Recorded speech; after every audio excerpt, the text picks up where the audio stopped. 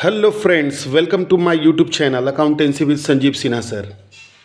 तो आज बड़े दिनों के बाद मैं फिर से एक हिम्मत जुटा करके आपके पास आया हूँ और आगे आप लोगों को कोशिश मेरी रहेगी कि लगातार आपको पढ़ाता रहूँ और आपके जो निकट में एग्ज़ाम आने वाले हैं उसके लिए अच्छे अच्छे क्वेश्चंस बताता रहूँ। तो चलिए चलते हैं, आज ज़्यादा लेट नहीं करते हम और चलते हैं आज हम लोग किसकी ओर। तो एक चैप्टर है कंपैरेटिव स्टेटमेंट्स।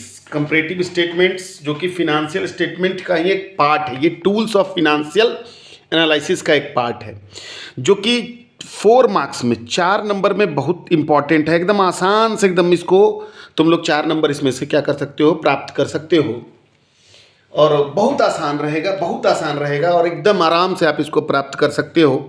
कंपैरेटिव स्टेटमेंट, तो कंपैरेटिव स्टेटमेंट में तुलना करना है, तुलना, कंपेयर करने का मतलब है तुलना करना, एक साल से दूसरे साल का तुलना करना।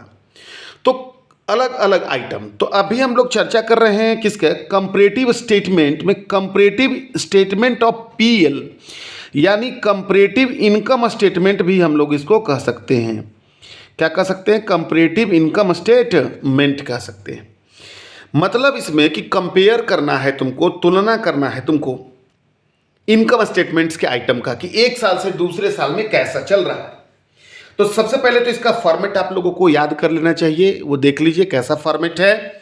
तो सबसे पहले होता है revenue from operation. Revenue from operation का मतलब होता है सेल, फिर उसमें ऐड करते हैं हम लोग अदर इनकम। तो अदर इनकम ऐड करेंगे तो आ जाएगा तुम्हारा टोटल रेवेन्यू।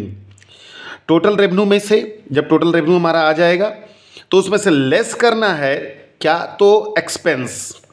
एक्सपेंस में क्या क्या हो सकता है, तो cost of material consume, purchase of stock in trade, है ना, एम्प्लॉय बेनिफिट एक्सपेंस जिसमें सैलरी वैलरी होता है, फाइनेंस कॉस्ट इसमें आपका interest on loan, interest on capital वगैरह होता है, डिप्रिसिएशन एंड अमोर्टाइजेशन में depreciation on furniture, depreciation on buildings वगैरह होते हैं, एंड कोई भी अदर एक्सपेंस। तो ये जो टोटल रेवेन्यू आता है उस टोटल रेवेन्यू में से हम टोटल एक्सपेंस को क्या करेंगे, घटा देंगे। तब मेरा आ जाएगा, क्या आ जाएगा, तो आ जाएगा प्रॉफिट बिफोर टैक्स, और उसमें से लेस करेंगे टैक्स तो आ जाएगा मेरा प्रॉफिट आफ्टर टैक्स। तो ये है फॉर्मेट, किसका फॉर्मेट है, तो कंपैरेटिव इनकम स्टेटमेंट का। अब एक इसमें हम इसको एक काल्पनिक कुछ अमाउंट बिठा करके दिखाते हैं। जैसे मान लिया कि revenue from operation, revenue from operation का मतलब मैंने क्या बोला, सेल। तो सेल जो था वो हो गया 2 लाख, पहले था 2 लाख, अब 2 लाख से हो गया 3 लाख। तो 2 लाख से 3 लाख हो गया तो ये इंक्रीज कर गया। ये क्या कर गया, इंक्रीज कर गया। कितना का इंक्रीज कर गया, तो 1 लाख का इंक्रीज कर गया। ठीक है, अब इसका हम लोग देखो, ये 2 लाख था पहले, यही क्वेश्चन में इतना रहेगा, 2 लाख से हो गया 3 लाख, यानी कि हमारा बढ़ गया, कितना बढ़ गया, तो 3 लाख बढ़ गया।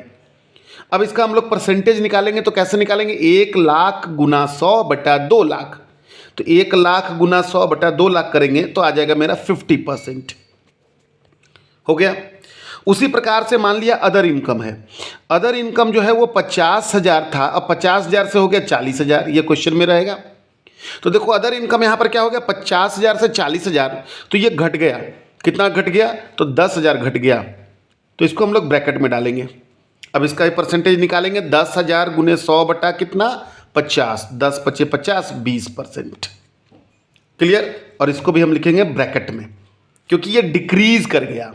अब दोनों को जोड़ते हैं तो रेवेन्यू फ्रॉम ऑपरेशन और अदर इनकम दोनों को जोड़ेंगे तो क्या आ जाएगा मेरा, कौन रेवेन्यू, टोटल रेवेन्यू। मतलब टोटल रेवेन्यू हमको प्राप्त हुआ 2,50,000 और 3,40,000। इसका भी हम लोग परसेंटेज निकालेंगे तो 2,50,000 से हो गया 3,40,000, मतलब कि ये बढ़ रहा है। कितना बढ़ रहा है, 90,000। ऐसे नहीं देखने का, ऐसे देखने का, एक साल से दूसरे साल इंक्रीज और डिक्रीज। फिर इसका परसेंटेज हम लोग निकालेंगे 90,000 गुने 100 बटा 2,50,000, जो भी आएगा यहाँ परसेंटेज लिख दीजिएगा। ठीक है, तो ये आ गया मेरा टोटल रेवेन्यू, मतलब कि टोटल हमको इतना रुपया प्राप्त हुआ। अब आ जाओ एक्सपेंस। तो एक्सपेंस में आपका या तो कॉस्ट ऑफ मटेरियल कंज्यूम्ड हो सकता है या purchase of stock in trade हो सकता है ना। तो कॉस्ट ऑफ, तो purchase of stock in trade हो सकता है या मैंने बोला कॉस्ट ऑफ मटेरियल कंज्यूम्ड। मान लिया कि क्वेश्चन में दिया हुआ है, ये नहीं दिया हुआ है, कॉस्ट ऑफ मटेरियल कंज्यूम नहीं दिया, कोई जरूरी नहीं सारा आइटम रहेगा। Purchase of stock in trade दिया हुआ है 1 लाख और यहाँ दिया हुआ है 1.5 लाख। ये क्वेश्चन में है। तो 1 लाख से 1.5 लाख हो गया, मतलब इंक्रीज कर गया। कितना का इंक्रीज कर गया भैया? तो 50,000 का इंक्रीज कर गया। इसका भी परसेंटेज निकालेंगे तो 50,000 गुने 100 बटा किस पर? 1 लाख, है ना। तो कितना परसेंट हो जाएगा? ये भी हो गया 50%। इंप्लॉय बेनिफिट एक्सपेंस, मतलब कि इंप्लॉय को सैलरी वैलरी दिए, तो मान लिया कि इंप्लॉय को सैलरी दिए 10,000, पिछले साल हमने दिया था 10,000, अब देना पड़ा हमको कितना? 12,000, यानी बढ़ गया 2,000। तो इसका भी परसेंटेज निकालेंगे, 2,000 गुने 100 बटा 10,000, 2 पचे 10, 20% हो जाएगा। उसके बाद फाइनेंस कॉस्ट में क्या आपका आ सकता है? Interest on loan, interest on debenture वगैरह वगैरह। अगर है तो ठीक है, नहीं है तो लिखने का जरूरत नहीं है। डिप्रिसिएशन रहता है क्वेश्चन में। मान लिया डिप्रिसिएशन दिया हुआ है, डिप्रिसिएशन दिया हुआ है 5,000 और फिर दिया हुआ है कितना हज़ार? तो 6,000। तो 5,000 से 6,000 हो गया, मतलब 1,000। इसका भी परसेंटेज 1,000 गुने 100 बटा 5,000, यानी इसका भी हो जाएगा कितना परसेंट? 20%। अदर एक्सपेंस में कुछ और नहीं है, रहता तो लिख देते। अब देखिए ये था टोटल रेवेन्यू। टोटल रेवेन्यू मतलब वस्तु और सर्विस को बेच करके जो पैसा प्राप्त हुआ, उसमें से अब हम लोग ऐड करते, इसको पहले टोटल एक्सपेंस को कर लेते। 1,15,000 और ये हो गया 0 का 0, 0 का 0, 0 का 0, 6 2 8, 5 1 6, 1,68,000। तो 1,15,000 से हो गया 1,68,000, यानी 0 0 0, 8 में से 5 गया 3, और यहाँ पर हो गया 6 में से 1 गया कितना? 5, 53,000। अब इसका भी हम लोग यहाँ पर परसेंटेज क्या करेंगे? निकाल देंगे। कैसे? तो 53,000 गुने 100 बटा 1 लाख कितना हज़ार? 15,000। तो ये टोटल रेवेन्यू हो गया मेरा, ये टोटल एक्सपेंस हो गया। तो टोटल रेवेन्यू में से टोटल एक्सपेंस को अगर हम माइनस कर देंगे तो क्या बचेगा? तो प्रॉफिट बिफोर टैक्स, यानी 2,50,000 में से घटा दिया 1,15,000, यानी 0 0 0, 10 में से 5 गया 5, यहाँ पर फिर कितना हो गया? 10 में से 5 गया 5, यहाँ पर हो गया 4 में से गया 3, है ना, और 2 में से गया 1, 1 लाख कितना हज़ार? 35,000।